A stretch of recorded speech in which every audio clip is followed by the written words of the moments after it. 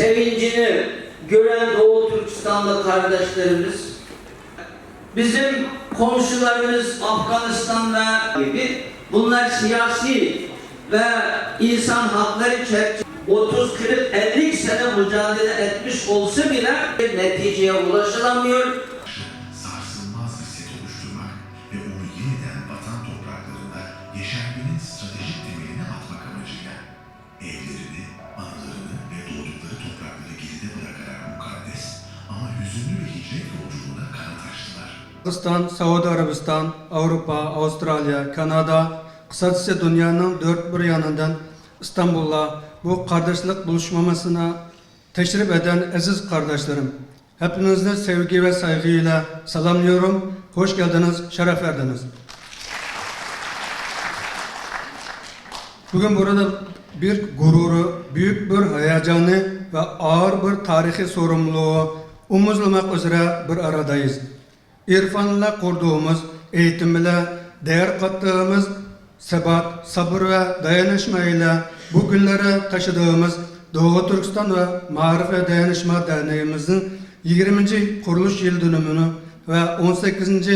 Dünya Doğu Türkistanlar Kardeşlik Buluşması'nın açılışını gerçekleştiriyoruz. Bugün sıradan bir derneğin 20 yıllık faaliyet sürecine değil, zulüme karşı yakılan bir irfan meşalinin asimilasyona, soykırıma ve bir milletin yok edilmesine karşı 20 yıllık şanlı bir direnişinin maarif ve dayanışma şiarıyla omuz omuza yürütülen bir diriliş hareketinin yıl dönümünü idrak etmek üzere toplanmış bulunmaktayız. Kıymetli hazırım, bizim kuruluş hikayemiz sıradan bir sivil toplum inisiyatifi olmanın çok üstündedir. 18. yüzyılın son çeyreğinden itibaren başlayan istila ve özellikle 1949 yılındaki Komünist Çin işgalinden sonra Doğu Türkistan tarihte eşi benzeri görülmemiş bir karanlığa büründü. Çin rejimi halkımızın yolunu aydınlatacak kanaat önderlerimizi, dini alimlerimizi ve aydınlarımızı sinsi bir planla zindanlara mahkum etti ve şehit etti. Başsız, rehbersiz bırakılan halkımıza ilim, irfan ve medreseler yasaklandı.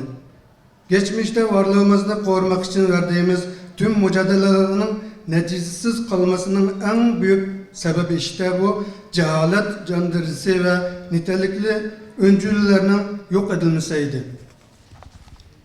İşte bu nedenle 2006 yılında halkımızı bu esaretten kurtararak temel faktörün fikir selimiyle hareket eden donanımlı ve şuurlu nesiller yetiştirmek olduğu bilinciyle merhum liderimiz Abdülhakim Han Mahsum öncülüğünde Doğu Türkistan davası uğruna hayatlarını vakfeden aydınlarımız, alimlerimiz ve cesur gençlerimiz bir araya geldik ve bu diriliş hareketine ilk adımını birlikte attık. Bismillahirrahmanirrahim.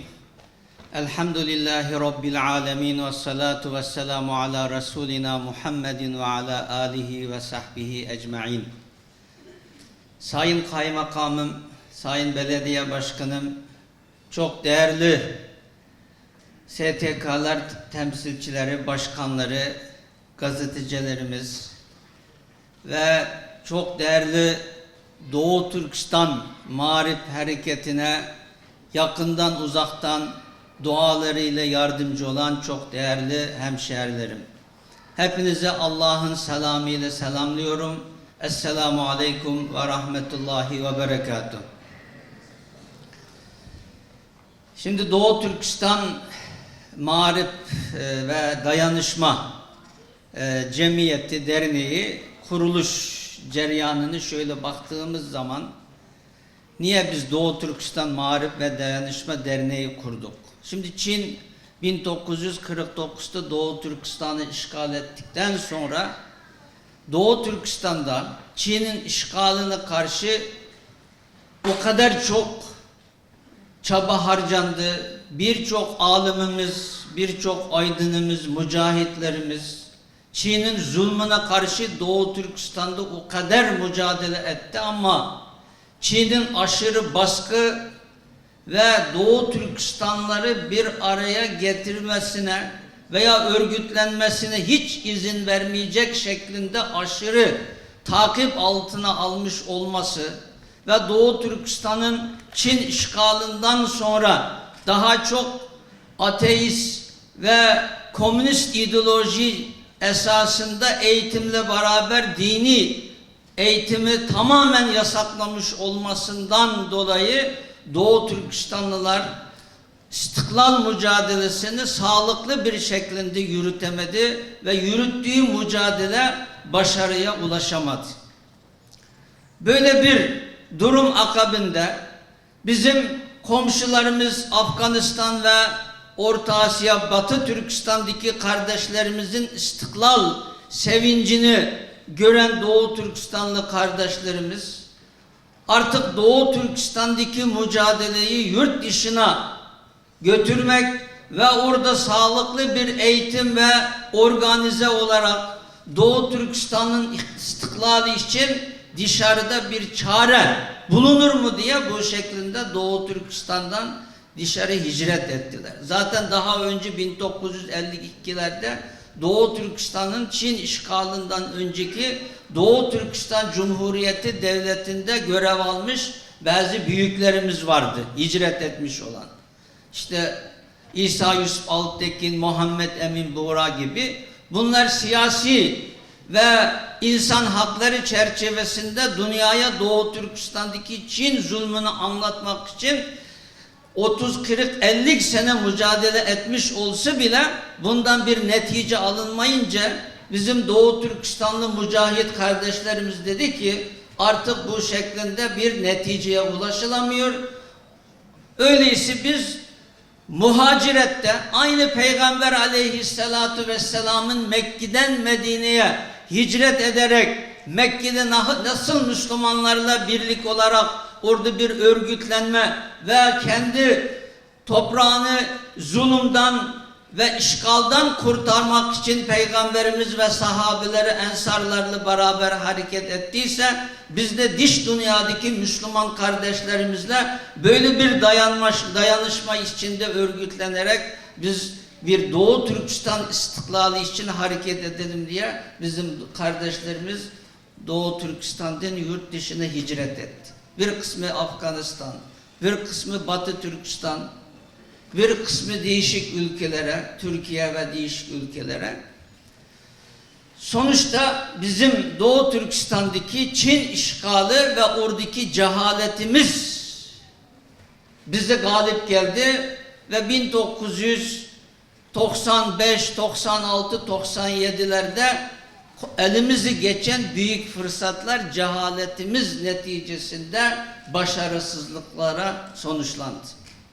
İşte bunu gören Doğu Türkistanlıların bir kısmı, başta Abdülhakim Han Maksum, Abdülkadir Yapcan büyüklerimiz ondan sonra Türkiye'ye geldi ve bu konular çok uzun bir vakit müzakere edildi. Niye biz başarısız olduk? İster Pakistan'da, ister Afganistan'da, ister Batı Türkistan'da niye başarısız olduk diye ve en sonunda bizim Çin işgalinden sonraki cehaletimiz bize galip gelmesi. İster alim olsun, ister aydınımız olsun, okumuş, ister tüccar, zenginlerimiz olsun, hepsi eğitim almış olsa bile ama düşünce bazında cehalet, yani o eskiden kalan bir cahil, böyle cehalet galip gelmesinden dolayı küçük bir farklılık bizi birbirimizi düşman hale getirdi.